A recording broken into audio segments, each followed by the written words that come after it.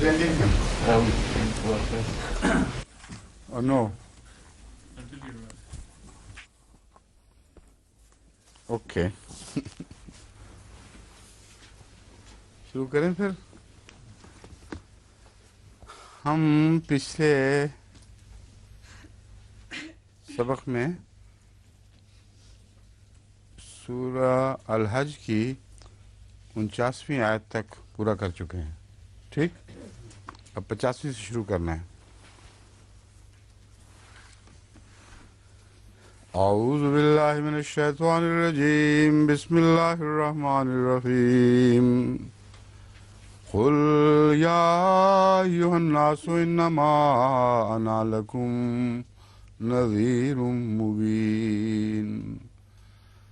فالذین آمنوا وعملوا الصالحات لهم مغفرۃ ورزق کریم. والذین سعوا فی آیاتنا معاجزین اولئک اصحاب الجحیم.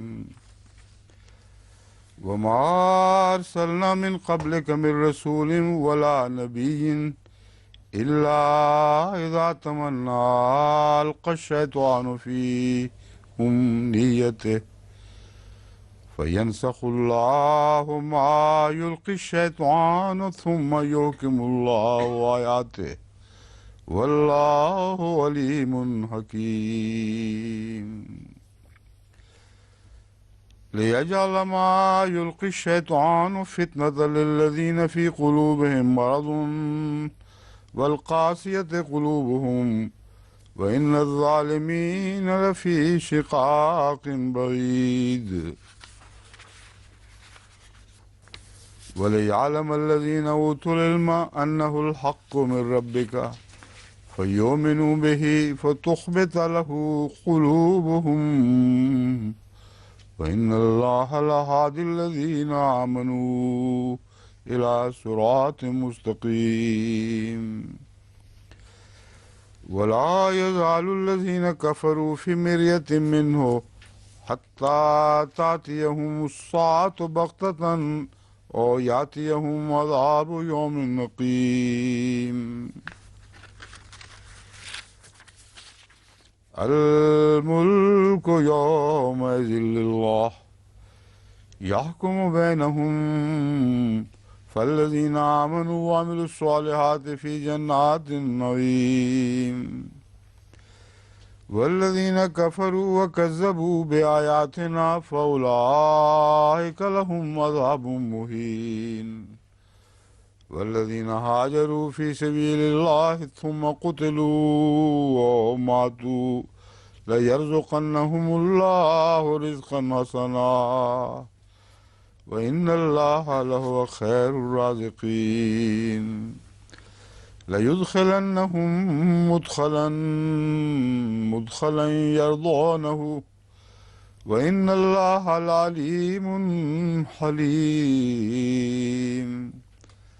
ذَلِكَ وَمَنْ عَاقَبَ بِمِثْلِ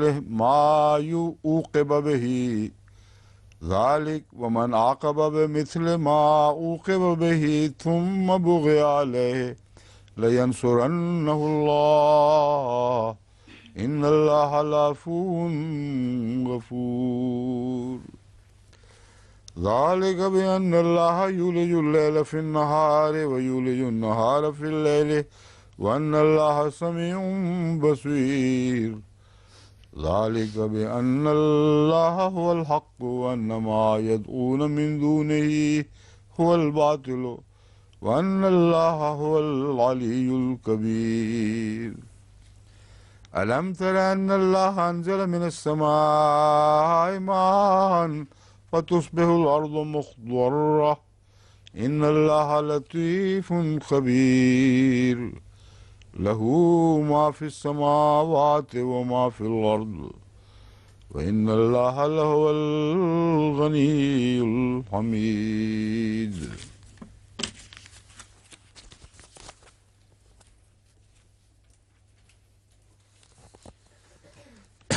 قل یا ایھا الناس انما انا لکم نذیر مبین. اس سے پہلی آیت جو پہلے اس سے اوپر کے رکوع کی آخری آیت تھی جس پہ ہم نے درس ختم کیا تھا، وہ ہے وَكَأَيٍّ مِّن قَرْيَةٍ أَمْلَيْتُ لَهَا وَهِيَ ظَالِمَةٌ ثُمَّ أَخَذْتُهَا وَإِلَيَّ الْمَصِيرُ، کہ کتنی ہی بستیاں ہیں جنہیں ہم نے مہلت دی، وَهِيَ ظَالِمَةٌ، جبکہ وہ ظالم تھیں، ظلم کرنے والی تھیں، ثُمَّ أَخَذْتُهَا، پھر ہم نے انہیں آ پکڑا، وَإِلَيَّ الْمَصِيرُ، اور ہماری ہی طرف لوٹ کر آنا ہے۔ اس پر تفصیلی بات ہو چکی ہے۔ اب اگلی آیت جو نذیر کے مضمون سے تعلق رکھتی ہے وہ اسی طرف اشارہ کرنے والی ہے۔ تو کہہ دے اے انسانوں، انما انا لکم نذیر مبین، میں تو محض تمہارے لیے ایک کھلا کھلا ڈرانے والا ہوں، حقائق بیان کر دیتا ہوں، آگے استفادہ کرنا تمہارا کام ہے یا نہ کرنا۔ فالذین آمنوا وعملوا الصالحات، پس وہ لوگ جو ایمان لائے اور نیک اعمال بجا لائے، لہم مغفرۃ ورزق کریم، ان کے لیے بہت بڑی مغفرت ہے اور بہت ہی عظیم معزز رزق ہے۔ یہ جو معزز رزق والی بات ہے یہ دونوں طرح اطلاق پاتی ہے، مادی رزق میں بھی اور روحانی رزق میں بھی۔ اس معاملے میں پہلے بھی کئی دفعہ گفتگو بات ہو چکی ہے کہ جو اللہ تعالیٰ کے نیک بندے ہوں، جو خدا پر توکل ان معنوں میں کریں کہ جب رب کہیں تو واقعتاً کہیں اور غیر اللہ کی طرف ربوبیت کی نظر نہ ڈالیں، ان کا اللہ تعالیٰ ضرور کفیل ہو جاتا ہے اور ان کے دنیاوی رزق میں بھی بےحد برکت ڈالتا ہے۔ اور روحانی رزق تو لازماً انہی کے لیے خاص ہے۔ بس کریم رزق میں ایک تو معزز رزق ہونے کے لحاظ سے اول طور پر روحانی رزق ذہن میں آتا ہے، لیکن دنیا کے لحاظ سے وہ رزق جو ذلتوں کے ساتھ نہ کمایا گیا ہو، وہ رزق جس کے ساتھ کوئی کمینگی، کوئی کسی کے سامنے سر جھکانا، خوشامد، رشوت، گندگی، ظلم، یہ چیزیں شامل نہ ہوں، وہ رزق کریم ہے۔ تو ان کو یہ خطرہ نہیں ہے کہ چونکہ وہ غیر اللہ سے منہ موڑ چکے ہیں اب ان کی رزق کی راہیں تنگ ہو جائیں گی یا بند ہو جائیں گی۔ ان کی رزق کی راہیں خدا وعدہ کرتا ہے کہ کشادہ کی جائیں گی، اور جو رزق ملے گا وہ رزق کریم ہوگا۔ بس وہ مال جو خدا تعالیٰ کی رضا کی سائے تلے ملے اور جس کے متعلق انسان 100% مطمئن ہو کہ اس میں اس کی کسی شرارت، کسی چلاکی، کسی جھوٹ، کسی فریب کا ادنا بھی دخل نہیں، اس مال میں جو برکت ہے اس کے ساتھ کوئی دوسرا مال مقابلہ نہیں کر سکتا، اور یہ مال جو ہے وہ عزت بھی دیتا ہے۔ اور لازماً لوگ جب ایسے شخص کو دیکھتے ہیں تو ان کے دل میں اس کا احترام پیدا ہوتا ہے، وہ ہر دوسرے رشوت خور، کمینے، ظالم کے دولت میں اور اس کی دولت میں فرق کرتے ہیں۔ ایسا انسان اگر غریب بھی ہو تو پھر بھی وہ عزت پاتا ہے، جتنا بھی رزق ہے رزق کریم ہے۔ تو یہ مراد ہے رزق کریم سے۔ پھر فرمایا والذین سعوا فی آیاتنا معاجزین اولئک اصحاب الجحیم، اور وہ لوگ جو ہمارے نشانات میں کوشش کرتے ہیں کہ معاجزین بن کے ان کے ساتھ سلوک کریں، یعنی پیشگوئیوں کو عاجز کرنے والے، خدا تعالیٰ کی طرف سے تائیدی نشانات کو عاجز کر دینے کی کوشش کرتے ہیں، مطلب ان نشانات سے کوئی فائدہ نہ اٹھا سکے۔ اور یہ جو سلسلہ ہے یہ ازل سے اسی طرح چلا آیا ہے۔ حضرت اقدس مسیح موعود علیہ السلام کے الہامات، کشوف، پیشگوئیوں پر مولویوں کا بالکل یہی طرز عمل ہے جو لوگوں کو روکنے کی خاطر ان پر وہ پردے ڈالتے ہیں اور حد سے زیادہ کوشش کرتے ہیں کہ کسی طرح ان نشانات کو جو حضرت مسیح موعود علیہ السلام کے ہاتھ پر ظاہر ہوئے ان کو عاجز کر کے دکھا دیں۔ معجزین کا مطلب ان معنوں میں ہے کہ ان کا کوئی بھی اثر دوسروں پر نہ پڑ سکے، ایک یہ ہے۔ دوسرا یہ ہے کہ پیشگوئیاں پوری ہونے کے راستے میں روک بن جائیں۔ جس طرح ابھی حال ہی میں ہوا ہے، میں نے اعلان کیا کہ جماعت احمدیہ کے لیے یہ سال پہلے سے بڑھ کر عزتیں لے کر آئے گا اور وسعتیں لے کے آئے گا اور کشادگی اور غلبہ لے کے آئے گا۔ تو ان کا جو معجزین والا مضمون ہے وہ اس طرح صادق آ رہا ہے کہ اب یہ واقعتاً پوری کوشش کریں گے کہ ہر جگہ جہاں جماعت پھیل رہی ہے وہاں پہنچ کے بیچ میں روڈیں اٹکائیں اور حکومتوں کو متوجہ کریں، ان سے مال دولت لے کر جگہ جگہ پھریں، اور جس حد تک ان کا زور چلے گا یہ زور لگائیں گے کہ یہ پیشگوئی نہ پوری ہو سکے۔ بس معجزین ایک تو پوری ہوئی پیشگوئیوں کے اوپر پردہ ڈالنے کی کوشش کو بھی کہتے ہیں، اور ایک جو پیشگوئیاں ابھی پوری نہیں ہوئیں اور ان کو نظر آ رہی ہیں کہ ہو جائیں گی، ان کے رستے میں ہر ممکن انسانی کوشش کر دیکھنا یا غیر انسانی کوشش کر دیکھنا کہ ان کو پورا ہونے کی راہ میں حائل ہو جائیں اور نہ پورا ہونے دیں، یہ معجزین ہیں۔ فرمایا والذین سعوا فی آیاتنا معاجزین، وہ لوگ جو میری آیات، ہماری آیات میں خوب زور مارتے ہیں کہ کسی طرح وہ معجزین بن جائیں، ہماری آیات کو عاجز کر کے دکھا دیں، اولئک اصحاب الجحیم، یہی لوگ ہیں جو جہنم کا ایندھن ہیں۔ وما ارسلنا من قبلک من رسول ولا نبی الا اذا تمنی القی الشیطان فی امنیتہ، اور ہم نے کبھی کوئی رسول نہیں بھیجا تجھ سے پہلے، ہم نے کبھی نہیں بھیجا تجھ سے پہلے من رسول ولا نبی، نہ کوئی رسول اور نہ کوئی نبی، مگر اذا تمنی القی الشیطان فی امنیتہ، جب بھی اس نے تمنا کی اس کی تمنا میں شیطان نے کچھ حصہ ڈال دیا، کچھ اپنی طرف سے القاء کر دیا۔ فینسخ اللہ ما یلقی الشیطان، پس اللہ تعالیٰ اس چیز کو منسوخ فرما دیتا ہے جو شیطان نے القاء کیا ہو۔ ثم یحکم اللہ آیاتہ، پھر اللہ تعالیٰ اپنی آیات کو محکم بناتا ہے، مضبوط تر کر دیتا ہے۔ واللہ علیم حکیم، اور اللہ تعالیٰ بہت جاننے والا اور بہت حکمت والا ہے۔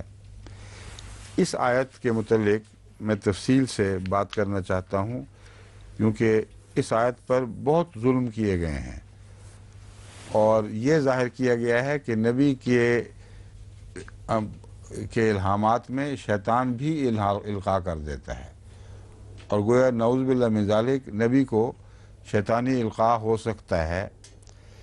یہ بالکل غلط استنباط ہے، اس کا کوئی دور کا بھی تعلق اس آیت سے نہیں ہے، اور اسی وجہ سے شیطان رشدی جیسے شیطانوں کو مسلمان علماء خود وہ ایندھن مہیا کرتے ہیں جس سے وہ آگ لگاتا ہے دنیا میں۔ یہ ان آیات میں سے ایک ہے جو مرکزی طور پر اس موقع پر استعمال کی جاتی ہے کہ دیکھ لو اللہ تعالیٰ نے فرمایا ہے کہ جو بھی نبی امنیہ سے مانے الہام لے لیا، یعنی وہ گویا الہام اس کے نفس سے اٹھ رہا ہے۔ یہ لفظ امنیہ تو الہام پر چسپاں ہو ہی نہیں سکتا، ناممکن ہے، کیونکہ امنیہ تو دل سے اٹھتی ہے، الہام اوپر سے نازل ہوتا ہے، اور آگے سارا مضمون اس کو کھول دے گا اس بات کو، لیکن میں پہلے آپ کو امنیہ کے لفظ کی لغوی تشریح بتا دوں۔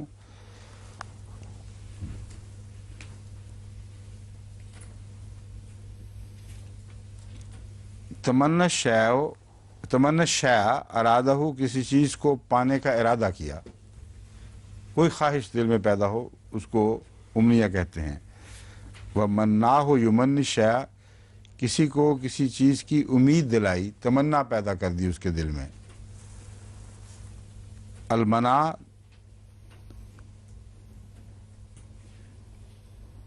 تمنا الکتابہ، تمنا الحدیثہ، قرأہ، کتاب کو پڑھا۔ یہ کیا ہوا؟ تمنا الکتاب کو قرأہ کی کیا بات شروع ہو گئی؟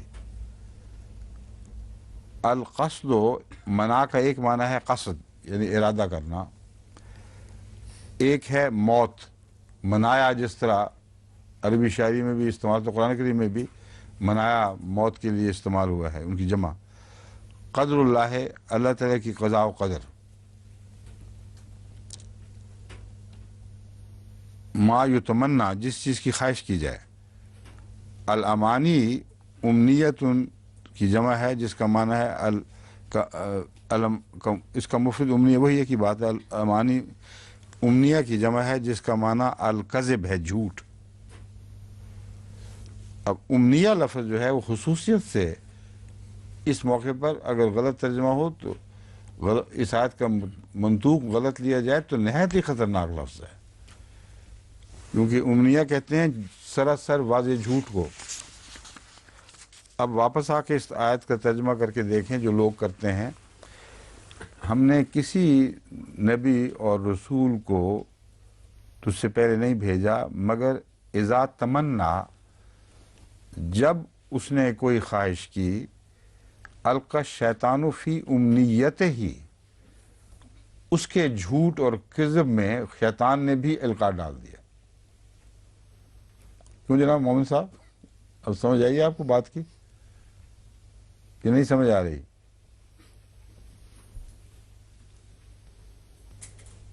اس سے کسی طرح بھی کسی دور کے رستے سے بھی الہام الہی کا ترجمہ ہو سکتا ہے.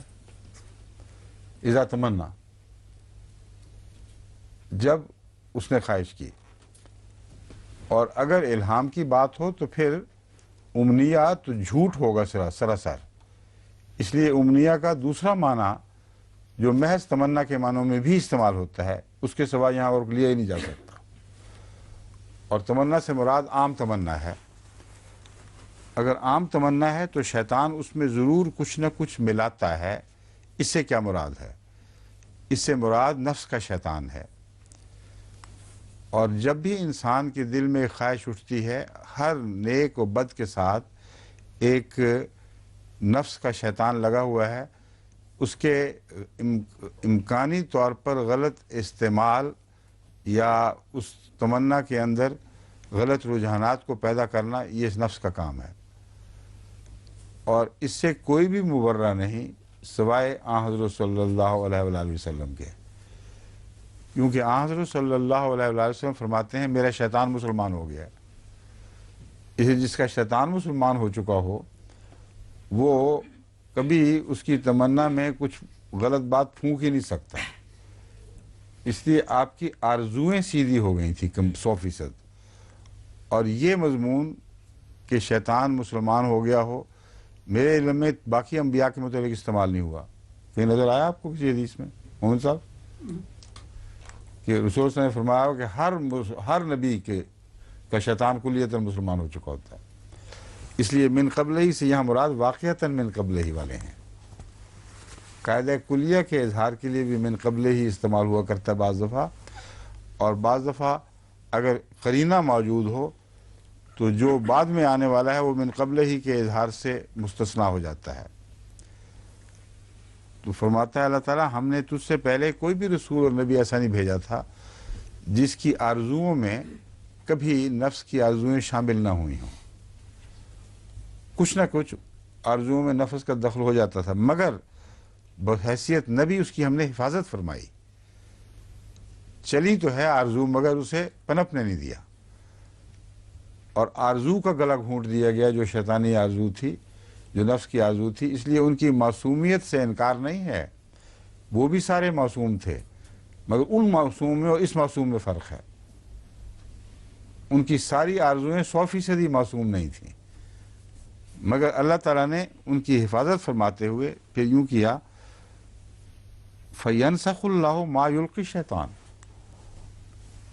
اللہ نے وہی شیطانی حصے کا صفایا کر دیا. اور ان کی سوچیں جب شعور میں داخل ہوئی ہیں تو انہوں نے پہچان لیا کہ یہ چیز جو ہے یہ اعلیٰ درجے کی نہیں ہے. اس لیے اللہ تعالیٰ نے یہ ان کی مدد فرمائی کہ اس کو سب کو منسوخ کر دیا جو اللہ تعالیٰ کے نزدیک ناپسندیدہ عنصر تھا. ثم یحکم اللہ آیاتہ، پھر اللہ تعالیٰ نے اپنی آیات کو محکم کر دیا. یعنی انبیاء آیات اللہ ہیں، اور انبیاء کی تبلیغ، ان کا جو مشن ہے وہ بھی اللہ تعالیٰ کی آیات میں سے ہے۔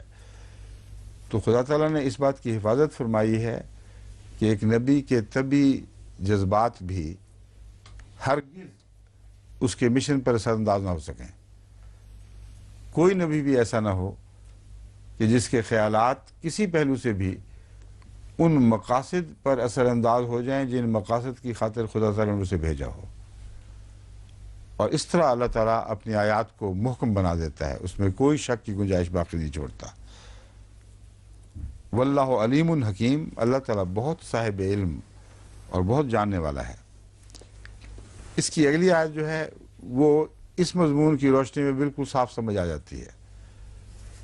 لِيَجْعَلَ مَا يُلْقِي الشَّيْطَانُ فِتْنَةً لِلَّذِينَ فِي قُلُوبِهِم مَرَضٌ۔ ان کے ساتھ بھی یہ ہو رہا ہے، باقی لوگوں کے ساتھ، نبیوں کے ساتھ ہی نہیں ہو رہا، ہر شخص کے ساتھ یہ سلسلہ جاری ہے۔ لیکن جو خدا کی حفاظت میں نہیں ہیں، جو پاک بندے نہیں ہیں، ان کی اس طرح حفاظت نہیں فرمائی جاتی جیسے انبیاء کی جاتی ہے۔ تو ان میں سے بھی ہر شخص نہیں، بلکہ جو مریض دل رکھتا ہے اس کی امنیات اس پر غالب آ جایا کرتی ہیں، اور جن کے دل سخت ہو چکے ہیں یا جن کے دلوں میں مرض ہے، ان کے اندر شیطان جو بھی القاء کرتا ہے وہ فتنہ کا موجب بنتا ہے ان کے لیے۔ یعنی شیطانی وہی جس کو کہہ رہے ہیں، پہلے تو اس کا تعلق محض امنیت سے ہے، اور نفس انسانی کے اندر جو بدی کی طرف رجحان پایا جاتا ہے، یعنی جہاں نیک باتوں کی طرف رجحان ہے وہاں بد خیالات بھی لازماً آ جایا کرتے ہیں، کوئی اس سے مستثنا نہیں ہے سوائے حضرت صلی اللہ علیہ وسلم کی، جن کے لیے قطعی سند ہمارے پاس موجود ہے کہ آپ کو بطور خاص اس چیز سے بھی محفوظ کر دیا گیا۔ ہر نبی کے دل میں خیال آ سکتا ہے کوئی جو ٹھیک نہ ہو، اور اس پر وہ استغفار کرتے ہیں۔ حضرت مسیح علیہ السلام بھی کئی دفعہ فرماتے ہیں، مجھے دل میں خیال ہے، میں نے بہت استغفار کی، میں نے کہا دیکھو کیسا خیال آ گیا تھا، میں خیال پر عمل نہیں کیا، اور اللہ تعالیٰ نے بچا لیا۔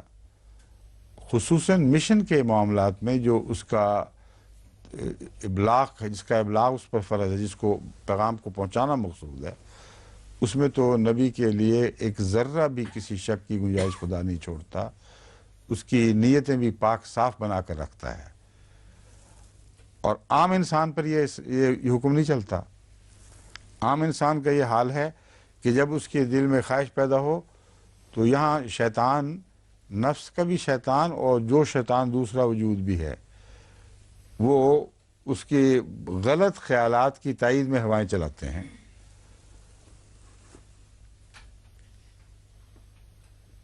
وَإِنَّ الظَّالِمِينَ لَفِي شِقَاقٍ بَعِيدٍ، اور ظالم لوگ وہ ہیں جو بہت دور کے شقاق میں پڑے ہوئے ہیں، بدقسمتی اور بدنصیبی۔ یہاں شقی القلب جس طرح کہتے ہیں، پہلے بھی آ چکا ہے، قاسیت قلوبہم، یہ وہی معنی ہیں، جو شقی ہوں، بدبخت۔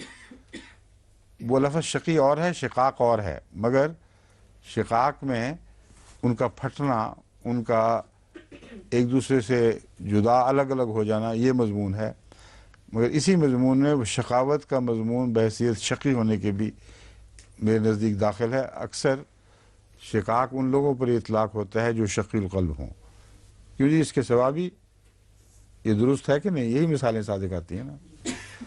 تو اس پہلو سے یہ ترجمہ درست ہوگا کہ جو بدنصیب لوگ، بدبخت لوگ ہیں، فی شقاق بعید، ایک بہت دور کی بدبختی میں مبتلا ہیں، جس کے نتیجے میں وہ ایک دوسرے سے پھٹتے چلے جاتے ہیں، ان میں نفاق اور تفرقہ بڑھتا چلا جاتا ہے۔ اور شقاق کا ایک معنی دشمنی بھی ہے،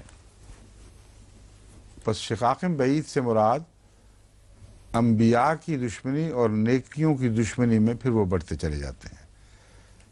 اب اس معنی میں وہ جو القاء والا مضمون ہے وہ انبیاء والی آیت پر اطلاق ہو ہی نہیں سکتا، وہ بالکل، اور نہ یہاں الہام کی بات ہو رہی ہے، ایک انسانی فطرت کے عام طرز عمل کا بیان ہے، اور جو سب میں مشترک ہے، لیکن خدا کس طرح پاک بندوں کو ان سے جدا کر دیتا ہے اپنے اپنی حفاظت کی وجہ سے. اور جو عام لوگ ہیں ان میں سے بھی ہر ایک کے بد خیالات اس پر غالب نہیں آتے، یہ بھی نہیں فرمایا گیا.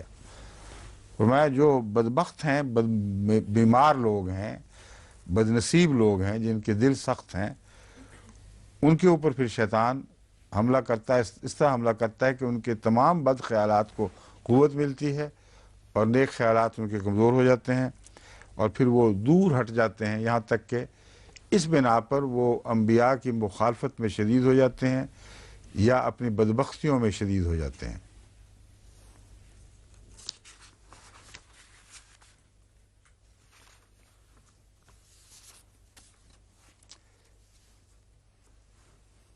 وَلِيَعْلَمَ الَّذِينَ أُوتُوا الْعِلْمَ أَنَّهُ الْحَقُّ مِنْ رَبِّكَ فَيُؤْمِنُوا بِهِ فَتُخْبِتَ لَهُ قُلُوبُهُمْ. یہ جو سارا مضمون ہے یہ شک پیدا کرنے کی خاطر بیان نہیں ہو رہا کہ گویا نعوذ باللہ من ذالک اس کے نتیجے میں انبیاء کی وحی پہ شک پڑ جائے، جس سے بعض لوگوں کو بدنصیبی سے یا کم علمی کی وجہ سے شک پڑ گیا.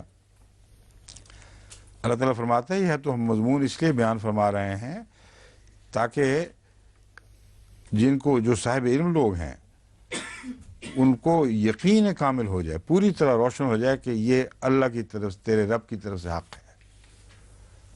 فَيُؤْمِنُوا بِهِ، اور وہ پہلے سے بڑھ کر اس پر ایمان لائیں. فَتُخْبِتَ لَهُ قُلُوبُهُمْ، اور اس کے لیے یعنی اللہ کے لیے ان کے دل اور بھی جھک جائیں، یعنی خدا تعالیٰ کے حضور وہ اور بھی عاجزانہ راہیں اختیار کریں. وَإِنَّ اللَّهَ لَهَادِ الَّذِينَ آمَنُوا إِلَىٰ صِرَاطٍ مُسْتَقِيمٍ، اور اللہ تعالیٰ یقیناً ہدایت دینے والا ہے ان بندوں کو جو ایمان لائے سیدھے رستے کی طرف. تو جو عام مومنین ہیں ان کی بھی ہدایت کے سامان کرتا ہے اس طریق پر یہ باتیں کھول کھول کر. تو کیسے ممکن ہے کہ وہ شیطان کو توفیق دے کہ وہ رسولوں کی نبیوں میں رسولوں اور نبیوں کی وحی میں دخل دے سکیں.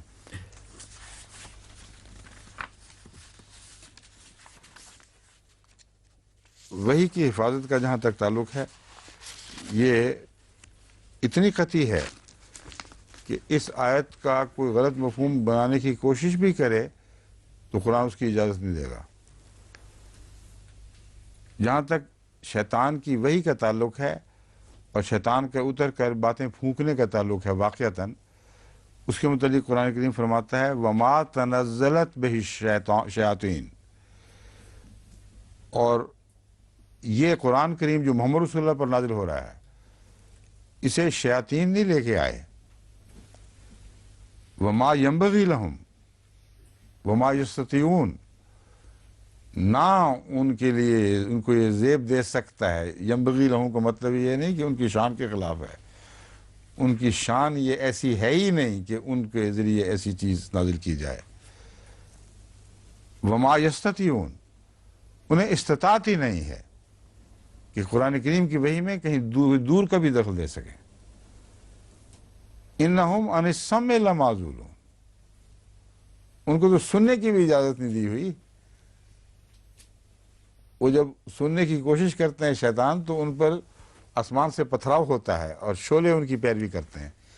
اتنا قطعی حفاظت کا مضمون ہو خصوصاً قرآن کریم کا، اور اس کو اس طرح بھیانک بنا دیا جائے کہ کبھی کبھی شیطان کی وحی بھی نازل ہو جائے کرتی تھی جب رسول اللہ صلی اللہ علیہ وسلم پر الہام ہو رہا ہوتا تھا، پھر اللہ تعالیٰ اس وحی کو مٹا کے نسخ منسوخ کا سلسلہ چلا دیتا تھا. انا للہ و انا الیہ راجعون. حد ہی ہو گئی ہے غلط فہمی کی، اگر یہ غلط فہمی ہے، اور سادگی کی اگر یہ سادگی ہے. لیکن اب تو جان بوجھ کے بھی ظلم کیے جا رہے ہیں. یہ آیات پڑھ لیں اس آیت کے ساتھ، اب دیکھیں بتائیں کوئی گنجائش کہیں رہ جاتی ہے باقی.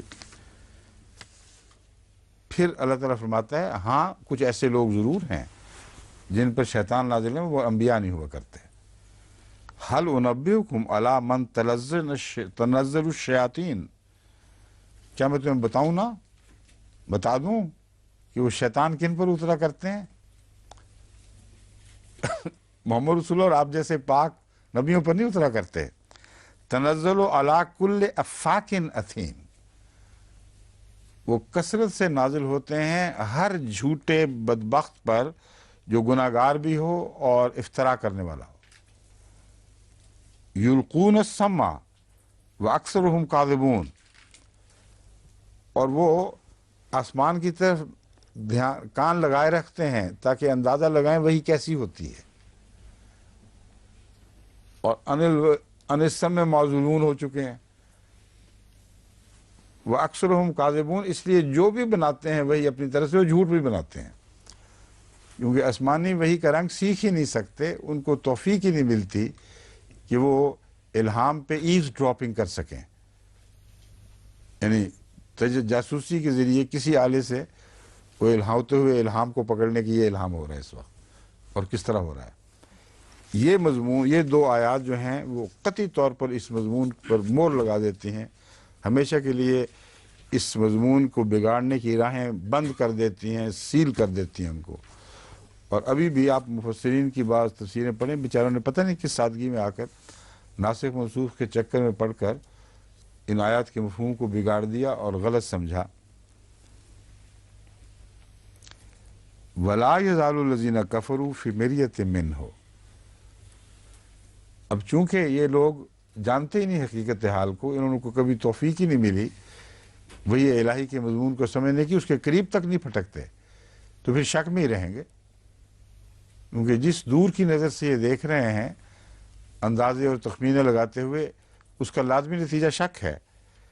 بس یہ لوگ ہمیشہ اس بارے میں شک میں ہی رہیں گے، حتیٰ تأتیہم الساعۃ بغتۃ، اور یاتیہم عذاب یوم نقیم، یہاں تک کہ ان کے پاس یہاں تک کہ انقلاب کی گھڑی اچانک آ جائے، یا وہ قیامت جس کے نتیجے میں زندگیوں کی سب سے پیٹی جائے گی.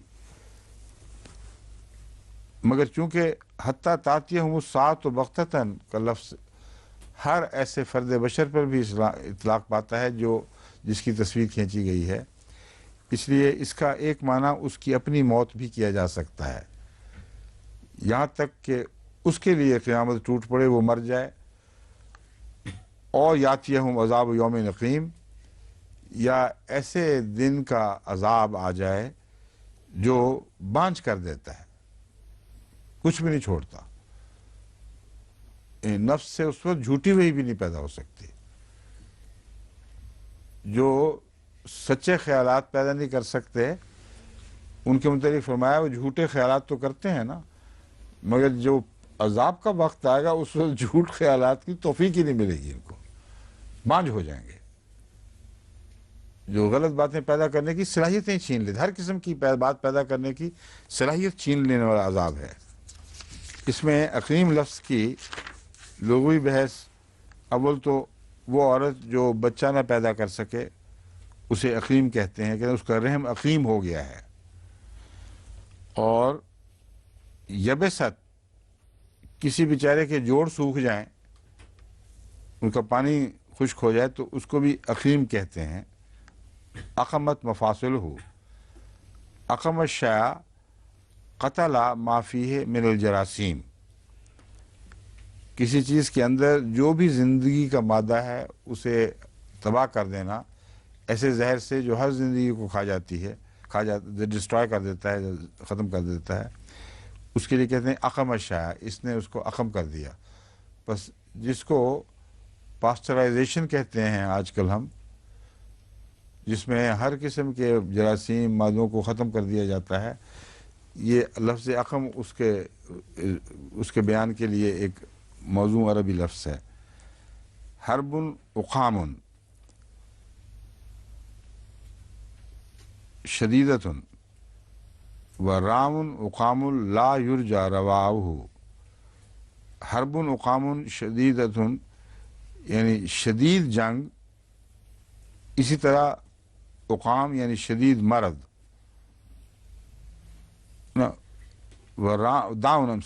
راؤن نہیں تھا، میں حیران تھے داؤں کا ترجمہ جنگ مرض کس طرح کر لیا. داؤن ہے بیماری، حرب اقام یا داؤن اقام، شدید جنگ یا شدید بیماری. جس کا علاج کوئی نہ نظر آئے، جو ٹرمینل ہو، جس کا علاج کوئی معلوم نہ ہو.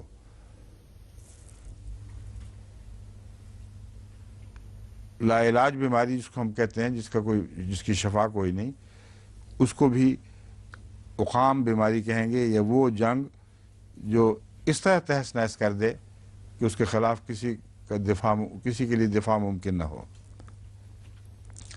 العقیم التی لا تقبل الولد ولدا ہے.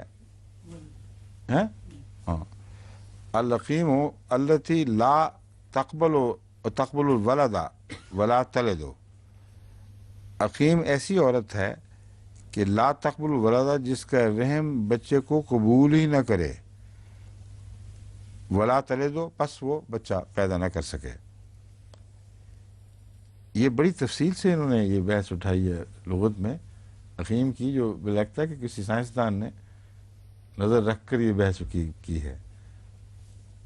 کیونکہ بعض وہ جو ہیں انفرٹیلیٹی کی بیماری کی کیسز، وہ بالکل اسی طرح کے ہوتے ہیں. وہ رحم میں الرجی ہو جاتی ہے بچے کے لیے، اور وہ ضرور اسے باہر پھینک دے گا. الرجی کی کئی قسمیں ہیں، ان میں سے ایک یہ بھی ہے. اور اب ڈاکٹروں نے کسی حد تک اس کے علاج کے اوپر کچھ عبور حاصل کیا ہے. یعنی کسی حد تک بعض مریضوں پر کامیاب تجربے ہوئے ہیں کہ ان کی الرجی کو دور کر دیا گیا. مگر یہ کافی عورتوں میں یہ بغیر بیماری کے بچہ نہ ہونے کی یہ وجہ ہوتی ہے. اس لیے بعض لوگ بیچارے مجھے آ کے بتاتے ہیں کہ الحمدللہ کوئی بیماری نہیں نکلی، تو میں بہت ڈر جاتا ہوں. میں کہتا ہوں انا للہ، کوئی بیماری نہیں نکلی. کوئی بیماری نکلتی تو شفا کا سوال پیدا ہوتا ہے. جب بیماری کوئی نہیں نکلی تو بڑی خطرناک بات ہے. کیوں جی؟ ٹھیک نہیں؟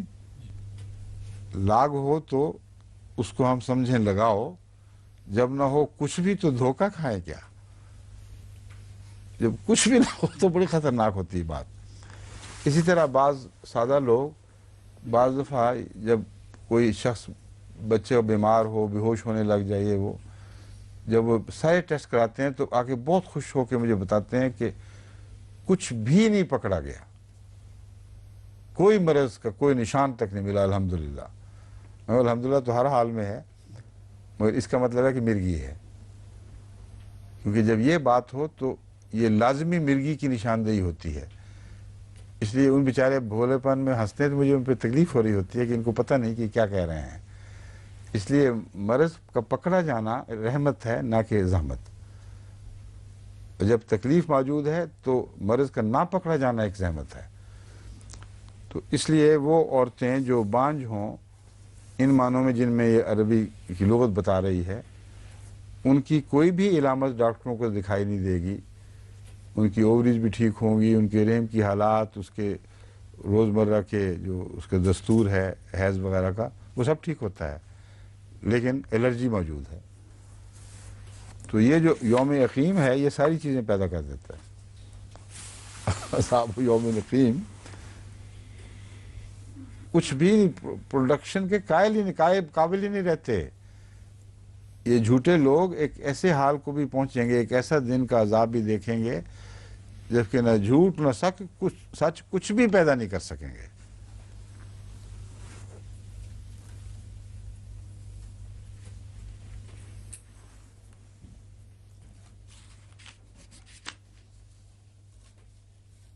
اس کے بعد کون سی آیت ہم نے پڑھی تھی؟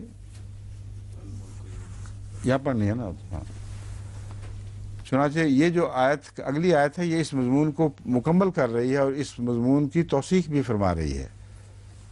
الملک یومئذ للہ، ہر قسم کی ملکیت 100% اللہ کی طرف لوٹ جائے گی،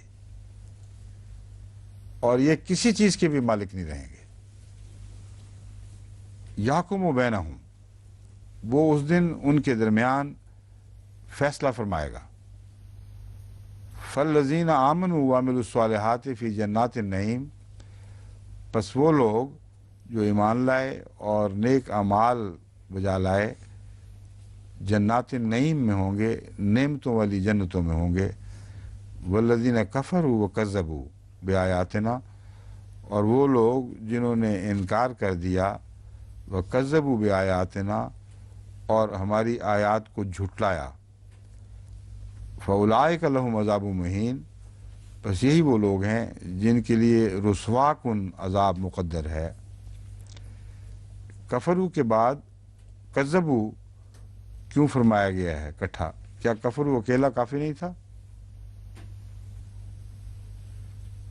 मसलन वल्लज़ीना कफरू फ़उलाइक लहुम अज़ाबुम मुहीन।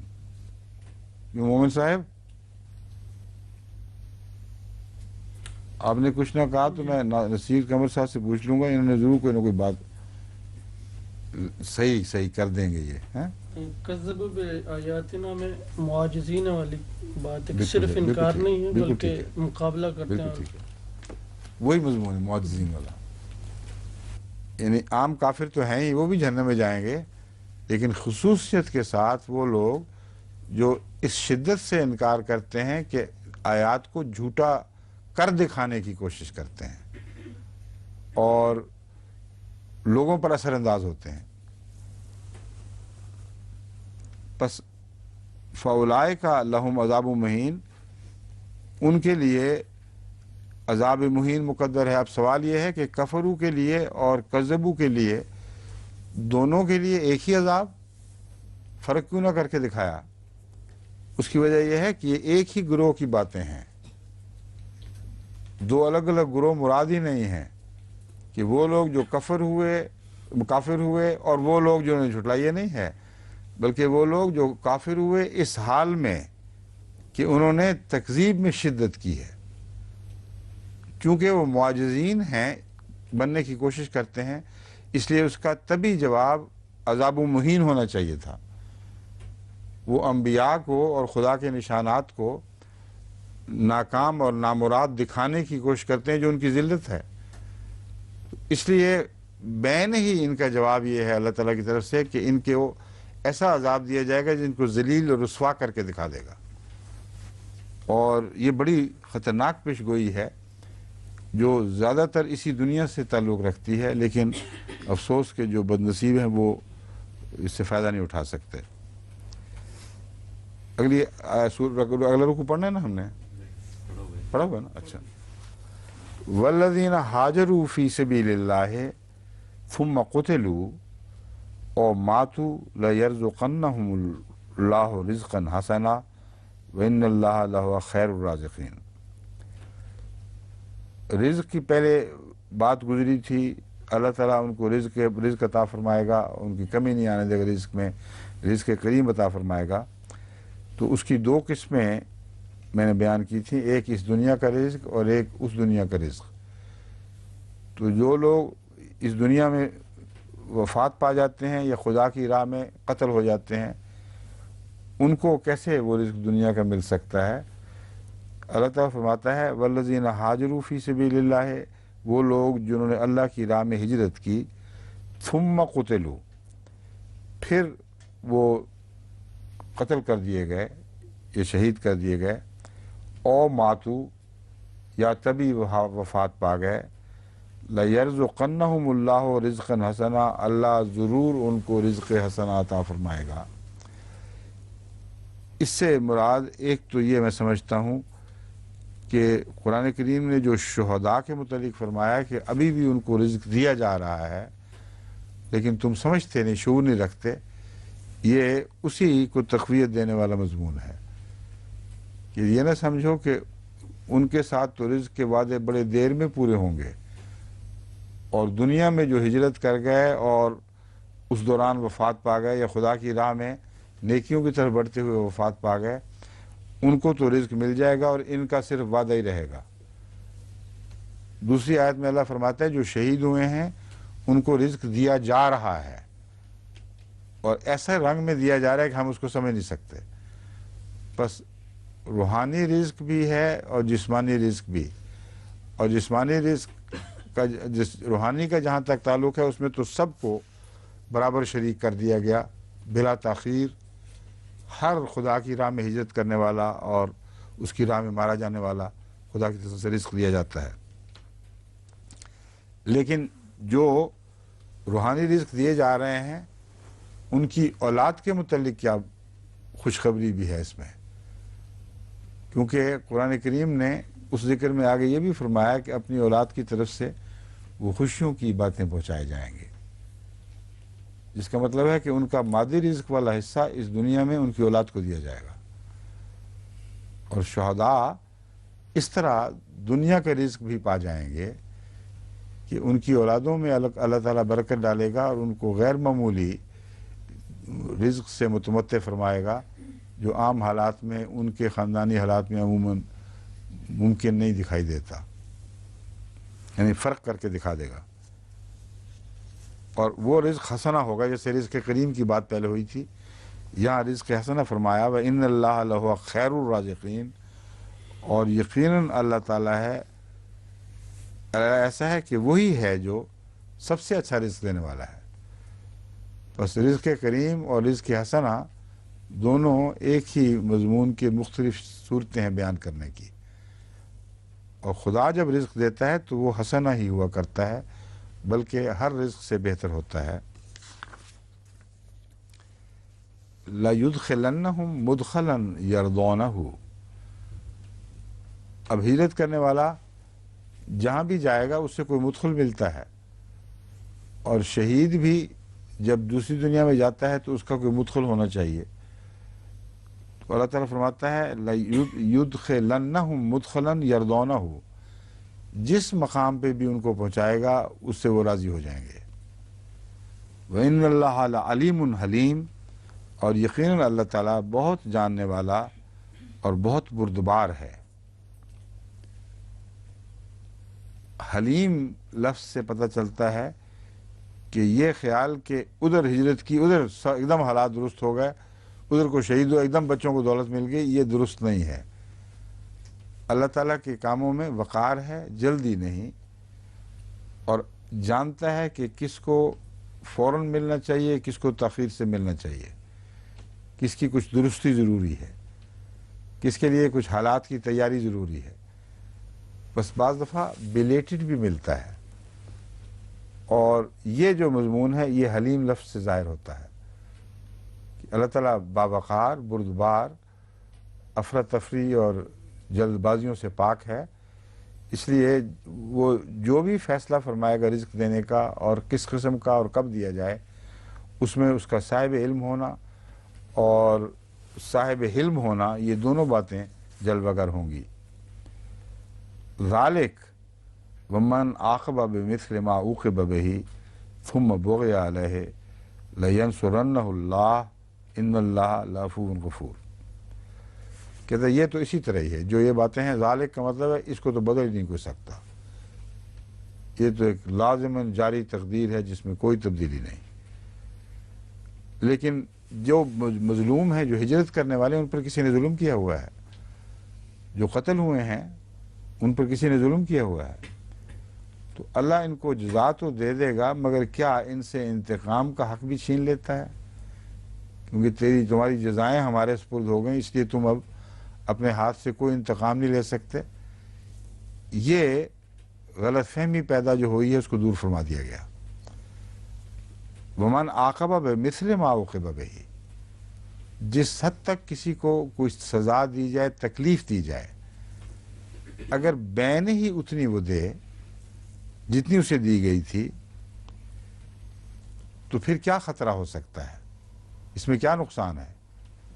نقصان یہ ہے کہ ہر شخص جو ظلم کا بدلہ لیتا ہے اس کو یہ خطرہ ہوتا ہے کہ اس بدلہ لینے کا پھر بدلہ لیا جائے گا، اور وہ اس قابل ہی نہیں چھوڑتا جہاں تک بس چلے کہ کوئی بدلہ لے سکے، اس لیے وہ رگڑ کے ختم کر کے جاتا ہے۔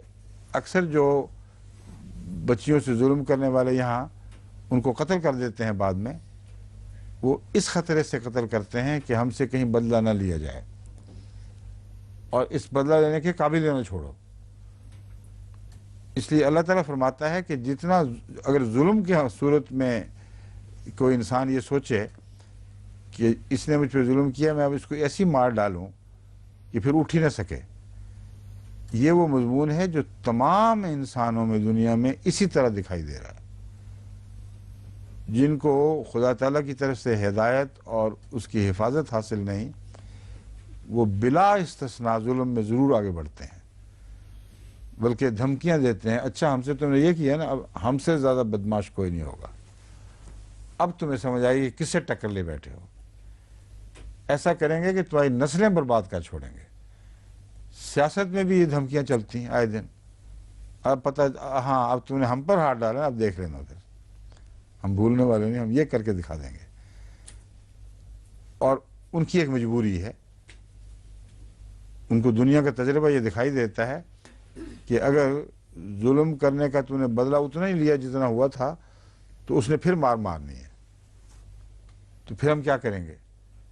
تو اس طرح ظلم بچے دیتا چلا جاتا ہے، اور ایک ظلم دوسرے شدید تر ظلم پر منتج ہوتا چلا جاتا ہے۔ اللہ تعالیٰ فرماتا ہے کہ تم ہماری نصیحت کی وجہ سے وہاں رک جانا، رہا تمہارا یہ خطرہ کہ پھر تم پر زیادتی کی جائے گی، تو اللہ تعالیٰ وعدہ فرماتا ہے لَيَنْصُرَنَّهُ اللَّهُ ثُمَّ بُغِيَ عَلَيْهِ، پھر اگر باوجود اس کے اس حد تک انصاف کرنے کے کہ اس نے اپنے والے ہونے والے ظلم کے اوپر بدلے کے دوران ایک ذرہ بھی زیادتی نہیں کی، پھر بغیہ علیہ یہ تو ہوگا، لیکن ہم اسے اطمینان دلاتے ہیں اگر اس کے خلاف پھر بغاوت کی گئی اس تقوی شعاری کے باوجود جو ہم نے نصیحت فرمائی اس پر عمل کرنے کے نتیجے میں، تو فرمایا لَيَنْصُرَنَّهُ اللَّهُ، کتنا زبردست وعدہ ہے، اس سے بھاری دنیا بلکہ اکثر مسلمان بھی غافل اور محروم چلے آ رہے ہیں۔ حضرت فرماتا ہے ہم پر یہ لازم ہو گیا، ہم ضرور مدد کریں گے اس شخص کی، اور انصاف کے تقاضے پورے کرنے کے نتیجے میں اگر خدا کی خاطر وہ ایسا کرتا ہے تو اس کو کوئی نقصان نہیں پہنچنے دیں گے، ہم اس کی حفاظت فرمائیں گے۔ یہ جو حصہ ہے یہ سارے عالم اسلام کے لیے ایک عظیم الشان نجات کا رستہ دکھا رہا ہے، اور بدنصیبی ہے کہ وہ سمجھتے نہیں اس بات کو، نہ اپنی انفرادی زندگی میں نہ اپنی قومی زندگی میں۔ ہر شخص اپنی بڑائی اور اپنی حفاظت اس بات میں دیکھتا ہے کہ جتنا اس پر ظلم کیا گیا اس سے بڑھ کر ظلم کرے، اور یہ فعل اس کو حفاظت سے نکال کے باہر پھینک دیتا ہے، پھر ایسے شخص کی کوئی حفاظت نہیں ہے، پھر ساری سوسائٹی بدامن ہو جاتی ہے۔ ان اللہ لعفو غفور، اس موقع پر اس لیے فرمایا گیا ہے دیکھو تمہیں حق تو ہے، اور اس حق کے جائز استعمال میں خدا مدد کا بھی وعدہ کرتا ہے، لیکن یہ بھول نہ جانا کہ اللہ بہت عفو سے کام لینے والا اور بہت مغفرت فرمانے والا ہے۔ اس لیے اللہ کی خاطر جہاں تم انتقام میں عدل سے کام لو، وہاں یہ بھی سوچو کہ مغفرت اور عفو کے فوائد زیادہ ہیں، اس لیے تم عدل کی بجائے احسان کے مضمون میں کیوں نہیں داخل ہوتے، اور جو عدل میں تمہاری اتنی حفاظت کر رہا ہے وہ احسان میں تم سے کیا سلوک کرے گا۔ وَمَنْ عَفَا وَأَصْلَحَ فَأَجْرُهُ عَلَى اللَّهِ والا مضمون ہے جو یہاں اور ہی رنگ میں، بہت خوبصورت رنگ میں بیان فرمایا گیا۔ ذَلِكَ بِأَنَّ اللَّهَ يُولِجُ اللَّيْلَ فِي النَّهَارِ وَيُولِجُ النَّهَارَ فِي اللَّيْلِ وَأَنَّ اللَّهَ سَمِيعٌ بَصِيرٌ۔ یہ مضمون اس لیے کھولا جا رہا ہے کہ اللہ تعالیٰ حالات ایک جیسے نہیں رہنے دیتا، وہ دن کو راتوں میں بدلتا ہے، راتوں کو دنوں میں بدل دیتا ہے، اور یہ جاری مضمون ہے جو قوموں کے حالات اچھے سے برے اور بروں سے اچھے ہوتے چلے جاتے ہیں، اور ان کے اندر بنیادی وجہ وہی ہے تبدیلی حالات کی جو اوپر بیان ہوئی ہے۔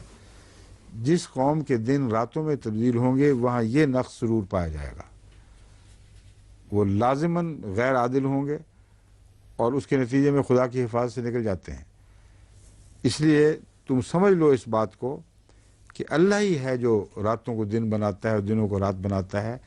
ہم نے تمہیں وہ نسخہ عطا کر دیا ہے جس کے نتیجے میں تمہارے دن ہمیشگی کے دن ہو سکتے ہیں، اور ان کی روشنی بڑھے گی بجائے اس کے کہ کوئی رات ان کو ڈھانپ سکے۔ وَأَنَّ اللَّهَ سَمِيعٌ بَصِيرٌ، اور اگر تم پر ظلمت کے حالات ہوں بھی تو اللہ تعالیٰ صرف سمیع بھی ہے، صرف دیکھنے والا ہی نہیں، اور بصیر میں اول تو رات اس کی راہ میں حائل ہی نہیں ہوتی، مگر انسان کی تسلی کی خاطر وہ وہموں میں بعض دفعہ مبتلا ہو جاتا ہے کہ مجھے کچھ نہیں دکھائی دے رہا تو میں بھی کسی کو دکھائی نہیں دے رہا ہوں گا. تو اللہ تعالیٰ فرماتا ہے وہ سمیع بھی ہے، تمہارے دل کی ہر آواز جو اٹھتی ہے اس پر اس کی نگاہ ہے. تو پھر تمہیں کیا خطرہ ہے؟ اس اعلیٰ تقویٰ کی تعلیم پر قائم رہو، تمہیں کسی قسم کا کوئی خطرہ نہیں. تمہارے ساتھ جو خدا تعالیٰ کی نعمتیں ہیں وہ دوام اختیار کر جائیں گی، ہمیشہ روشن دن رہے گا. اور اگر تم نے اس بات کو چھوڑ دیا تو پھر یاد رکھنا اللہ دنوں کو راتوں میں بھی بدل سکتا ہے اور بدل دیا کرتا ہے ایسے لوگوں کی.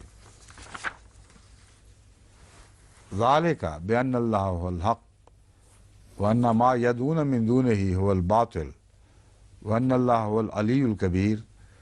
یہ ساری باتیں اس لیے بیان ہو رہی ہیں کہ تم پر روشن ہو جائے. یہ مضمون اس میں مضمر ہے. ذالک، اسی طرح سے اللہ تعالیٰ کی سنت چلی آ رہی ہے، یہی تقدیر ہے جو ہمیشہ سے جاری ہے. بأن اللہ هو الحق، اس لیے کہ خدا حق ہے، اور حق اپنے مسلک سے ٹلا نہیں کرتا. حق میں تبدیلی ہو ہی نہیں سکتی، نہ ہونی چاہیے. جو بات حق ہے وہ دائمی ہے. حق کو بدلنا اس کے جھوٹا ہونے کے ثبوت ہے. اس لیے اللہ کا حق ہونا اس بات کی ضمانت ہے کہ جو بھی اس کی سنت بیان کی جا رہی ہے اس میں کوئی رکھنا نہیں پڑے گا. تمہیں یہ خطرہ ہی نہیں ہو سکتا کہ کل تک تو خدا اس طرح کیا کرتا تھا، آج شاید ویسا نہ کرے، یا کل شاید ویسا نہ کرے. فرمایا وہ تو ہمیشہ سے جو سلوک فرماتا رہا ہے ویسا ہی سلوک آج بھی فرمائے گا، کل بھی فرمائے گا، کیونکہ وہ حق ہے.